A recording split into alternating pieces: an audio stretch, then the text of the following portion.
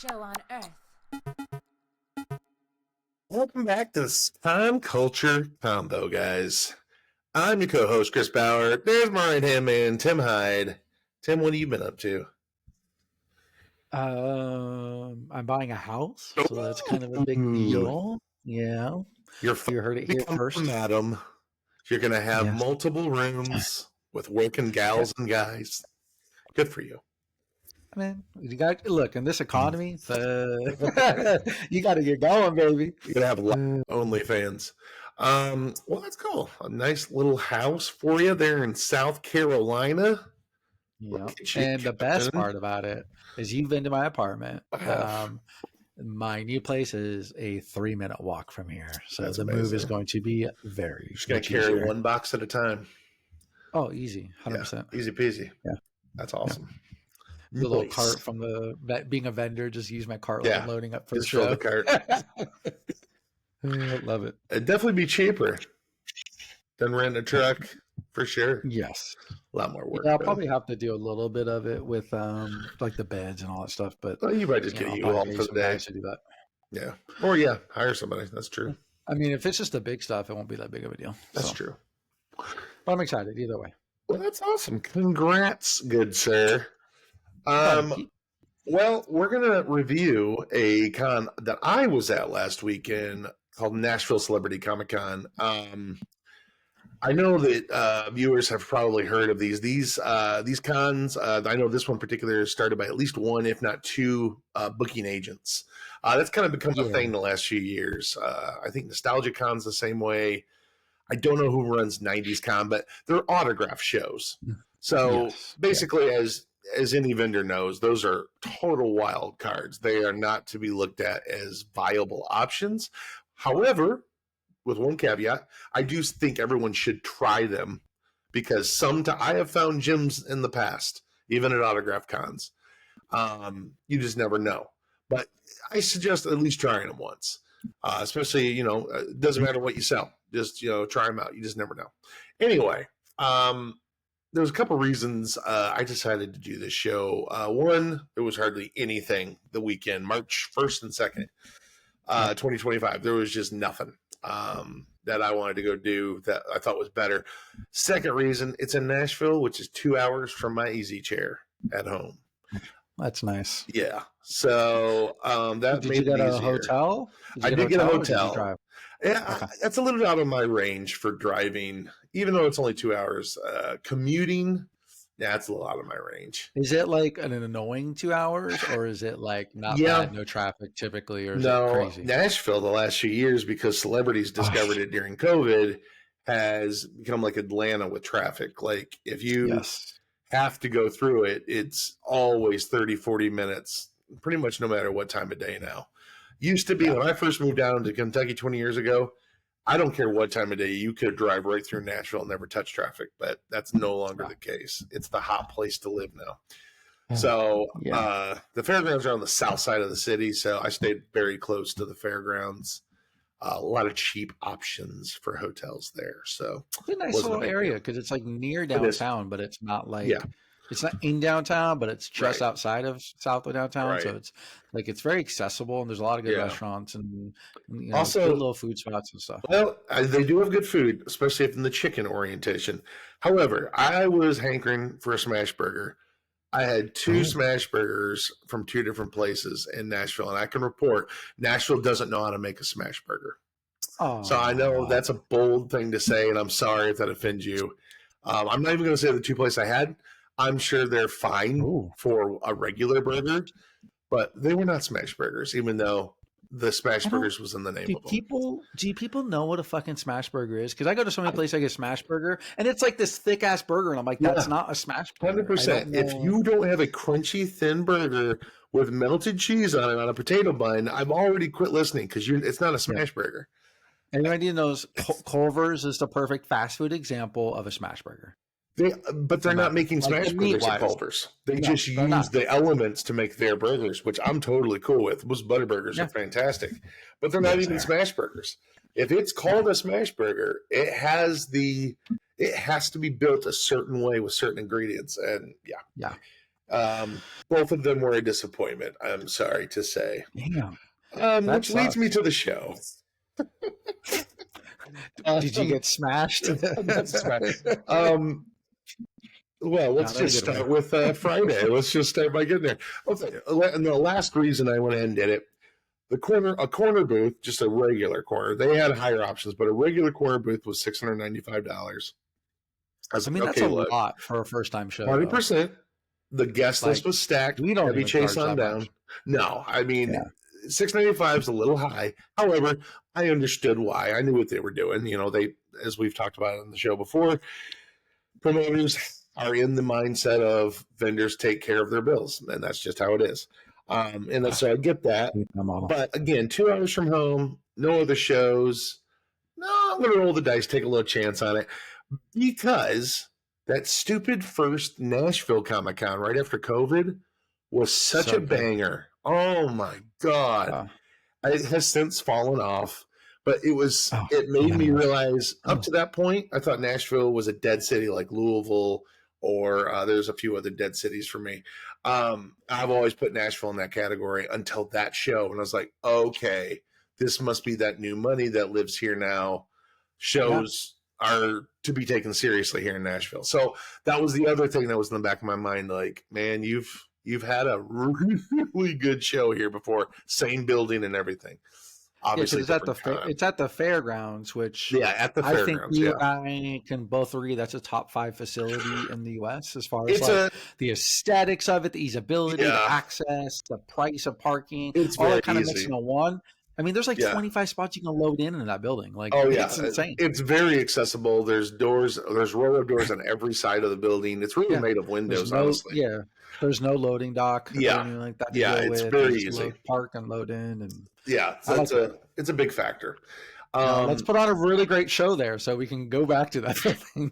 Well, it comes down to the people of any city. That makes a dead city for shows. And again, there is some life there in Nashville. I'm not sure it's quite up to it, but we'll get to that. We'll talk about it after I give the review. So I show up on Friday.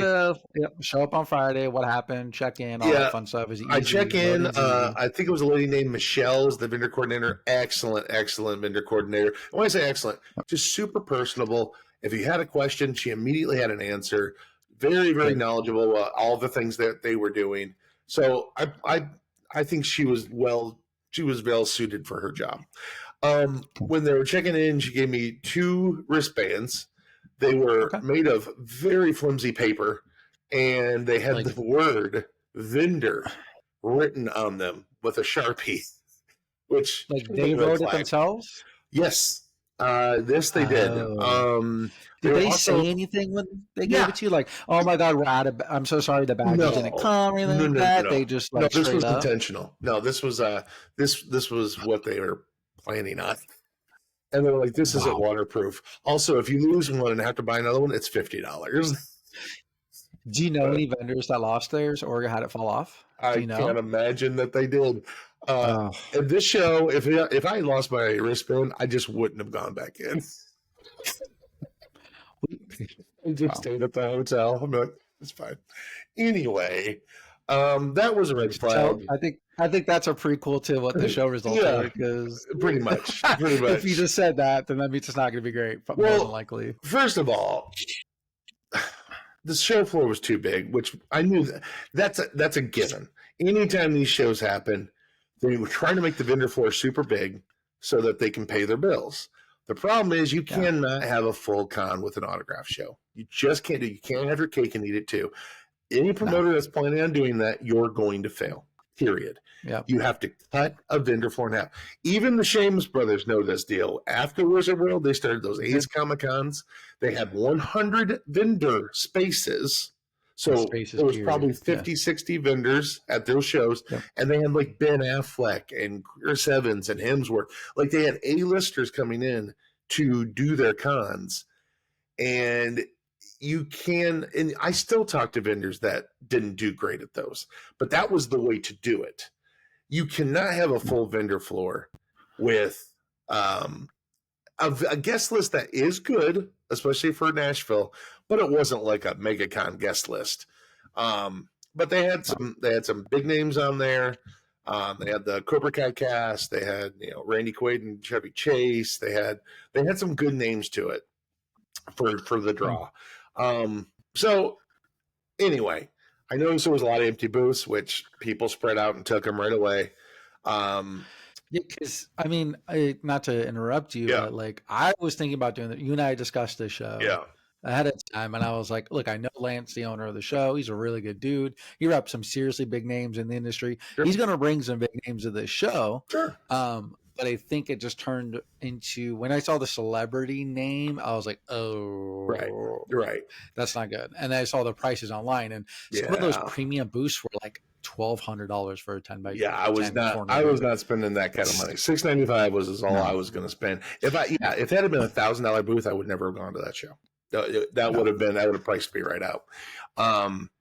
Even $695 is pushing. It is 100%. It should have been closer to $500 or less. But again, we know why they've set those prices. And so I talked to my guy Paxton, and I was like, hey, like we're looking at doing some shows that weekend, blah blah. And I'd forgotten that I double booked for the 2 shows that I'm at. Right. Stay tuned for the next review next week. We had looked to see what was going on, and we looked at Nashville, and I was like, oh yeah, great. We're gonna go to Nashville. I'm gonna look it up and see. Dude, they had so many spaces available, like less than a month out. Like I mean, the show floor, I would say, probably was, and they were all in line, rightfully so. Yeah. But I mean, it was one of those things where, like, when you walk to the show floor, clearly it was not well thought out as far as show floor. Well, they redesigned it. The fire marshal had them redesign it, or at least that's what they said, about a week and a half before, and that rearranged the floor pretty good. I wouldn't be surprised if some people got moved to the back that had bought front booths because the stage was back there. So yeah, I don't know. It was a little weird. Way too big of a show floor, which, by the way, they asked for my feedback at the end of the show, and I was very honest with them. But we'll get to that. What did you tell them? I said that you need to cut this floor in half. It needs to have 50% less vendors here. There's no way to get around it. You can't have both. You just can't do it. You have to either take a bath on and take some of the risk yourself as the promoter and just sell very limited vendor booths. God forbid. I know, but you got to sell very limited vendor booths, or just have an autograph con with 2 or 3 vendors that are your buddies that are local. Yeah. And just hope for the best. Anyway, I got set up on Friday. I did notice another thing. There was 4 aisles. When you walk in, the room's very long, as you know, and there was 4 aisles. When you came in the door, you should have been able to go right up the main aisle against the windows. That would be the first corner booth there. But right in front of the vendor floor there, they had set up a 20, at least I'm assuming it's one of their buddies, because it looked like a toy booth from Texas. And they had set up like a 20 by 20 booth there that completely capped off that front aisle. So anyone that was on that corner all the way down to the back, their flow got cut probably more than 50% of traffic, because... So what you're saying, so basically when the people entered in and they turned right and went down, they had to go to the second row, not the first. That is correct. So you're basically at that point, you're an afterthought alley. 100%. Even though you paid for probably a good spot at the front. Yeah, because you had all the way down, those were corner booths facing the wall of windows. So the line, the only redeeming factor maybe, and I didn't even talk to any of the vendors that were on that aisle, but the line, because it's all windows, was there every morning, and they could stare in at your booth. But when they came in, they'd be going up the aisle behind your booth, and you were facing the wrong direction. It was just a really weird spot to put a big 20 by 20 booth right at the front. I think it's one of those things where a lot of these promoters have never been a vendor in any way, shape, or form. I know that. And it clearly shows. Yes. And I know for a fact there's no way that Lance has ever been a vendor. No, and he probably would never know that was a weird spot. Yeah. But anyone that does his business knew that was a bad deal. But that's why I think you need to get people. If you're not that guy, that's fine, which he's not, which is great. Like, I have no problem. He is the other guy of that. You need to get somebody that is on it for everything else, because it makes him look stupid. Well, not anybody else. I'm assuming those guys complained. So As they should. I hope they did. I would think. I mean, they came around and asked that's everybody. a silly show floor. That's a silly show floor layout, and it should have been changed from day one. As soon as I looked at it, I was like, "There's no way I'm doing the show." No. Even if the booths were $300, I don't think I would have done it. Well, just because of the layout. You're coming from floor. Far away too, and a booth and a show like that already has such a wild card factor. It's 5 hours from me. It's not that far. I would have done it. If it was 5 hours for me, I don't know if I would have done it. To be honest, well, no, now of course, but no, not now. I'm saying like when I was looking, if that was in say Cincinnati, that's 5 hours for me. I don't think I would have done it. But that's just me. That's because those shows are wild cards. Would Chris Bauer have taken a weekend off? I didn't say I'd take a weekend off. I might have selected another show. There was I might have because there was nothing that weekend.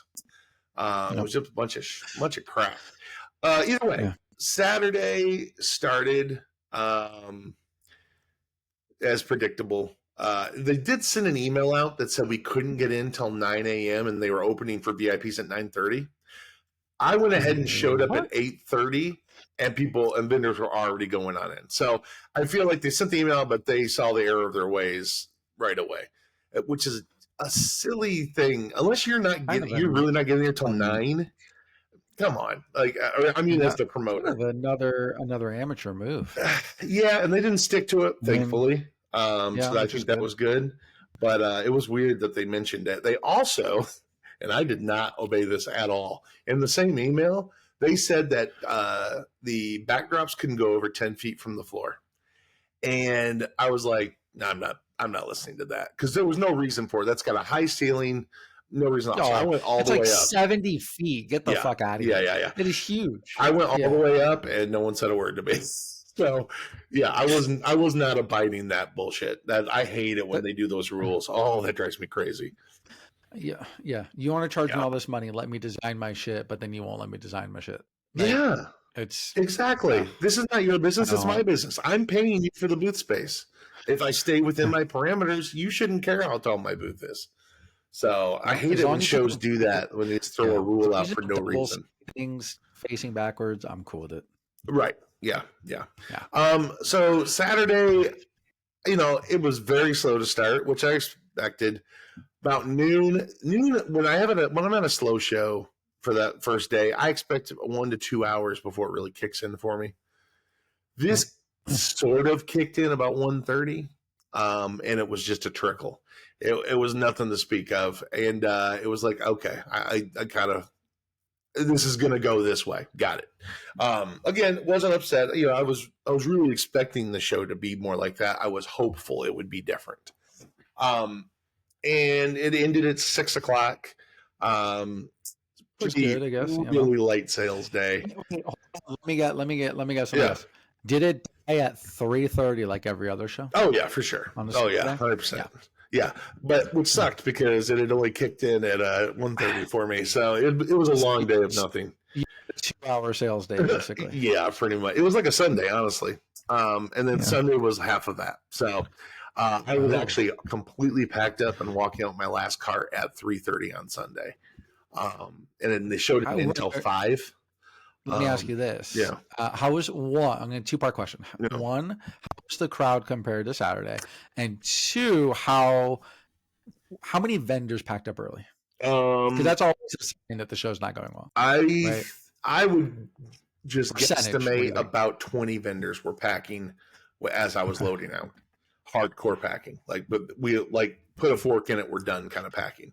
You were the first one? No, I waited. The guy next to me was first. He started packing at 2, and he was out of there by 3. And it was. So you were home by what, 5 o'clock, 5:30? Oh yeah, dude! I was in my easy chair at 6 taking a nap. It was awesome. Yeah. Again, another major factor for even choosing to do that show. And look, I didn't lose money at the show. I made a little bit of money at the show over expenses. So it wasn't a loss, but it wasn't anything to write home about. Again, Michelle came by and asked what my feedback was on Sunday afternoon while I was packing up. And I was very honest with her. I was like, there's just too many vendors. The only other factor is if you want to keep the vendor flow like this, you got to bring in probably 5 times the amount of people that you brought in all weekend. How many do you think they brought in? I would say probably 4,000 to 5,000, maybe 4,000 to 6,000. In fact, that's probably high. Yeah, it's a lot of people. I mean, 5,000 people is a lot. It's probably closer, maybe to 3,000 to 4,000, maybe. It was hard to tell, though. It never looked busy, but that's also a big facility to have 3,000 people on that one day. The autograph hall, which is where everybody is in the L shape of the hall of the convention. Yeah.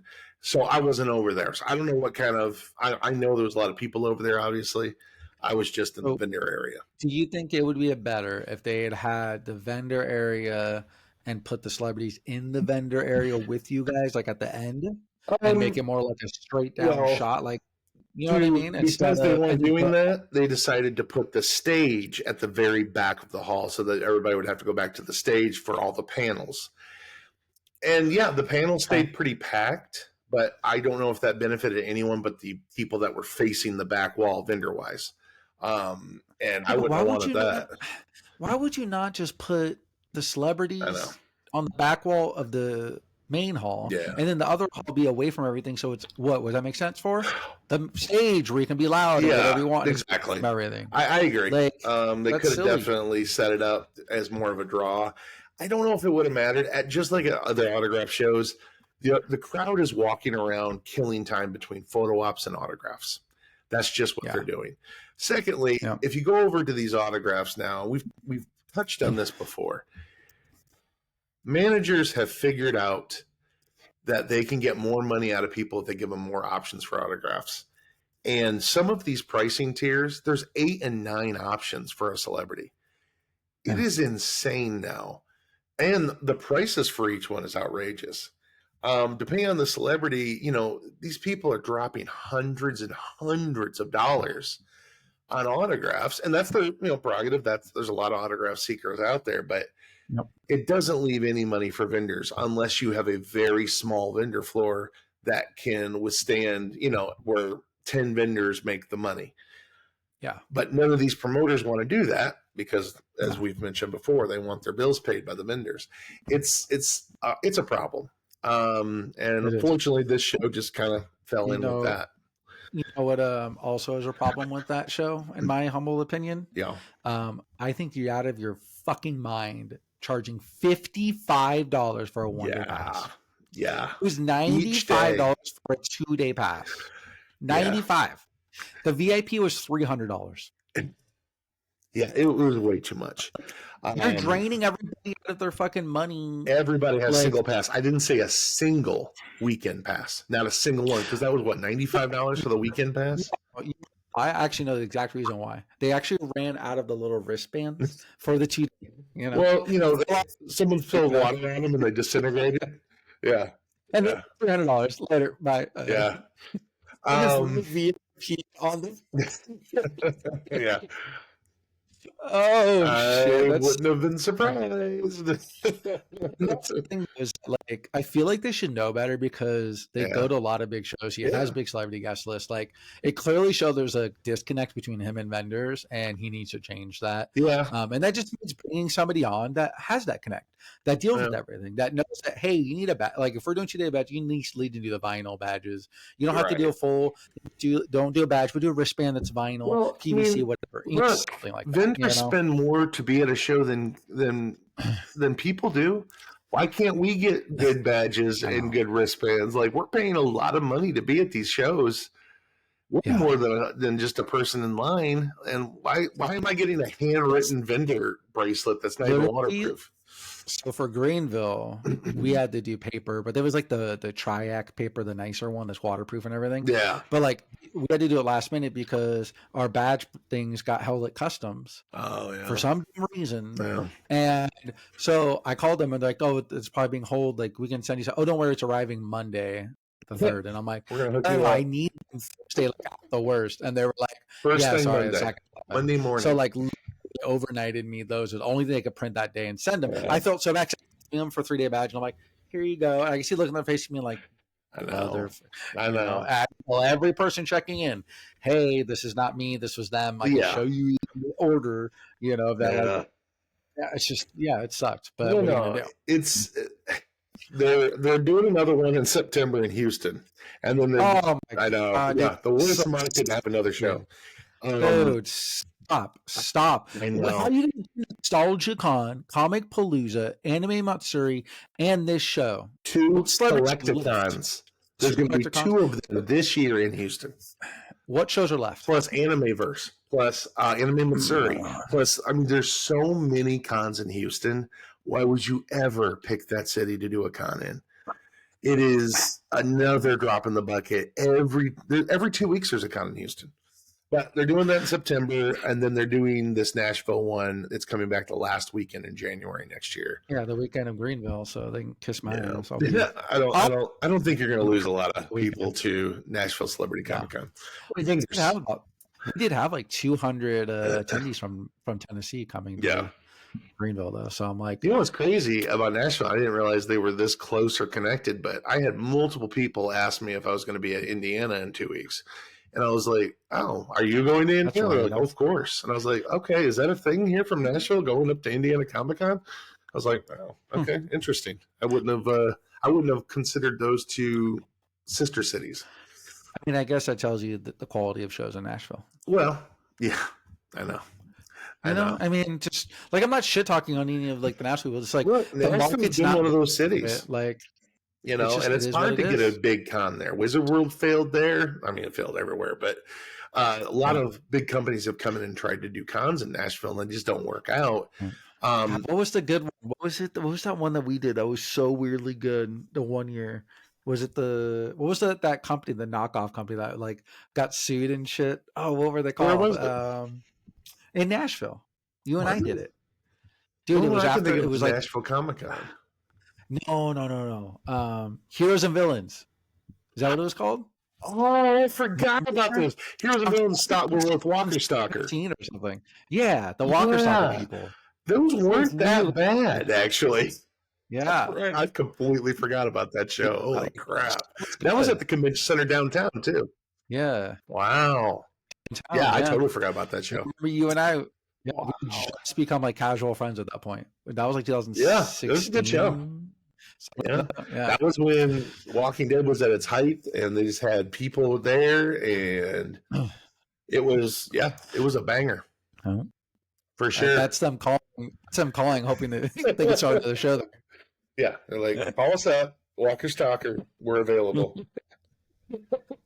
That's all the Walking Dead cast calling you to say that they're available to do a show in Nashville. Yeah, or any show for that matter. Right. But yeah, so wrapping things up, it's just too much money, too little so spending. Much money that are going to the celebrities now, which that's always been the case, but it's at an all-time high. There's some of these pricing tiers that have just gotten out of hand. It's just how it is. And we got to deal with it. It's not like they're going to start asking for less money.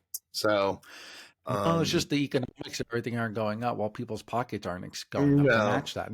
It's like usually some people actually have less money in their pocket with obviously things like inflation, cost of living increasing, rent going up, your mortgage going up, whatever. Like, it's not a good equation. Like they're going in the opposite directions of what we want them to, and that's not good for us. We're the ones that pay the consequences. And it's just, I was listening to some statistics today from an economist, and they said, since 1999 or 2000, home prices have increased 200%, wage prices have increased 50%. That is a huge difference, and people pay an outrageous sum of money for mortgage now when it used to be a quarter of their monthly income. So it does factor in a lot to going to the disposable income that we rely on for our business. So, so getting back to summing up the con, I did leave early on Sunday, but I don't think I missed any sales at all. But it is what it is. And, I probably won't be returning. But I did want to try it, and I'm not upset that I did. So I would definitely say to anybody that's listening to this, be very wary about the Houston one because I can't imagine it being any better than the Nashville one. No way. So if put it this way, if you don't have things for these celebrities to get signed, whether it's their photos, the top loaders, collectibles, that kind of thing where people buy actively to get signed, Funko Pops, that kind of stuff. Yeah. If you're just a normal artist or like kind of like you and I, maybe a vintage toy dealer, that kind of stuff, I would stay away. I mean, I just don't see how they could be good. Any first year show, rule of thumb, that's what it's like. Give it a couple years, let it grow, get the feedback from vendors. I don't think it will either. I'll be surprised if it's around. It may still be around, but like it's one of those things where it's just gonna be an autograph show. It is what it is. Like it's good for them, it's good for celebrities, it's good for the owners, it's good for the attendees, but it's bad for us. So why would we keep doing it? I know. So it is what it is. We're here to care about vendor stuff, not really about what 100%. It is what it is. I know. So yeah, I'm gonna have to give it a 1 thumb down. Okay, I'm gonna give it a 2 thumbs down for me. But it is what it is. That's it's over and moved on. I didn't lose money, so that's a good thing. In fact, that's why I only give it 1 thumb down. If I'd lost two thumbs down, if I'd lost money, I did not lose money. So you're this. I'll just it's something like this. Yeah. It's like going down. It's not all the way there, but it's getting close. Yeah. Look, we don't have a good rating system yet, so you'll have to bear with us. That's all we got. But on a rating system, because we're not going to do reviews every week. So yeah, true that. No desire to do reviews every week at all. No way. Yeah. One a month is like that's it. So So other stuff. Hopefully you enjoyed this review, though. It was honest. Yeah. I wish it was better. But it is what it is. Sometimes shows go that way. Because it's a different type of review. Like nobody's really reviewing these autograph style shows, and people need to know that like what they're getting into typically is not good for us. So and it's rough, man. Gonna change. It's rough. I'm not sure, and I can't speak for like weapons dealers or for. In fact, well, I can speak for one. My buddy Russ was also a dealer there. He does plushies and a lot of anime stuff, and he packed up at 2:00 on Sunday. And he told me when Sunday started that he could not wait to pack up. So, it wasn't going good for him either. And he sells plushies, and I don't know. They do, and I don't know exactly if anyone did do well at that show. I certainly didn't hear about it. I know the V1 Tech booth sold 3 panels on Monday or Saturday. Panels, 3. So 3 sales. Take that as you will. Didn't even cover the workers' wages that was working the booth. But it is what it is. Hey Tim, did you notice that we got 600 subscribers on our YouTube channel now? We do. Congrats to all 600 of you. You guys. I would say this every time we post a video, we do get between 5 to 10 more people. It's a nice little growth that's not seems to be forced or whatever, and we've got the tractor beam on. Yeah, we're like the top rated of pure raw manhood right here. Oh. I'm gonna use this voice the rest of the show. Yeah, I'm gonna all right. All right, cool. That's all I got. You got anything else? Stay tuned. We have a lot of really cool, unique stuff coming up, guys. That's true. We're going to kind of go behind the scenes on an entire development of a project that Chris and I are working on. First of a kind. We are very excited. Yes.